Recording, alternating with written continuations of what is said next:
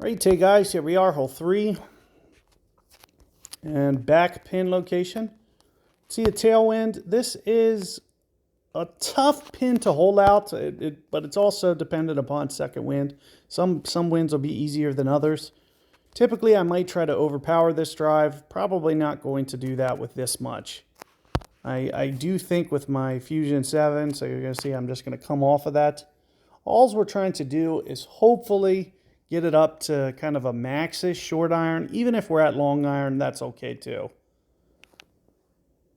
So I like using both of those. And it's really going to be wind specific. I don't know if I'm getting a headwind. I don't know if it's a tailwind. It might actually be a little bit easier with a long iron. But it doesn't look like I'm going to be able to do the long iron. Now, I'm out of range for Orion. As you can see, my distance control here was actually pretty solid to get me right to max spectra. So that's all I was trying to do. You know, and even if I came up a little bit short, I wasn't going to be that worried about it, especially with this wind. This is probably an easier shot to hold with the Bigfoot, because you can take off a little bit of the spin. What we're going to try to do is we're definitely going to come in from the back. So let's take a look here. This is 10 rings for max. The hole is 15, so we're going to set up, I would say we're going to do probably 16 rings for max. And you'll see, like I mentioned, you're going to see some weird ball guide here. So what I'm going to try to do is I'm going to try to get it to kind of hook into, you see how I have it coming back straight? The wind effect is going to hook it to the left. So you see how mine right now, it's coming back straight? And I'm probably going to put this 15 rings. I'd like to land this very close to the hole. So maybe somewhere right past the hole like this. And we're just going to start to come in off the backspin here, because you're going to see that it's really going to fire down this hill. Not going to have to give it too much assistance. We're going to try here for the ring adjustment. And this is where kind of it differs, because if we were bringing this in with the Bigfoot, we'd try to bring it in from the front, but since we know that this is really going to backspin hard, we're going to try to bring it in from the back. And I'm thinking somewhere around, I'm obviously on the wrong club, so let's just make some switches here, just what you can see I'm doing. And we're going to be somewhere around here, 14, since 15 was the hole. Somewhere around here is going to be good, 8-1. Go back to the Pro D.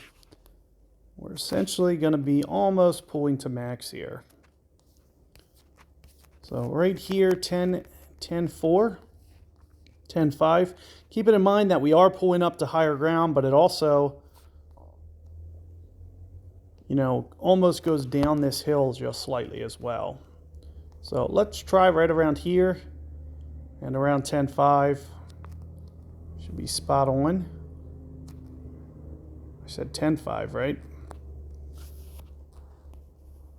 Looks like I can only go 9 rings here.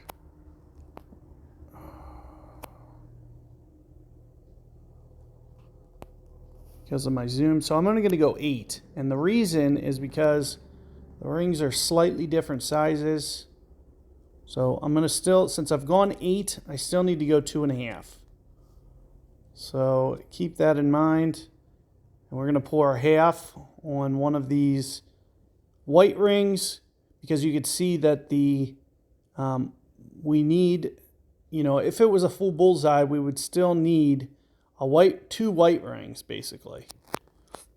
So we're going to do one of each, plus the last one is going to be the white. So here's the first one that's white, here's the second one that isn't, and then we're just going to pull to here. Now, what I did for my adjustment was 8 rings pulled, and then I did 2.5. And you could see that the half was splitting this one. So I only pulled half of one of these. So that's where we are. Let's see what this looks like.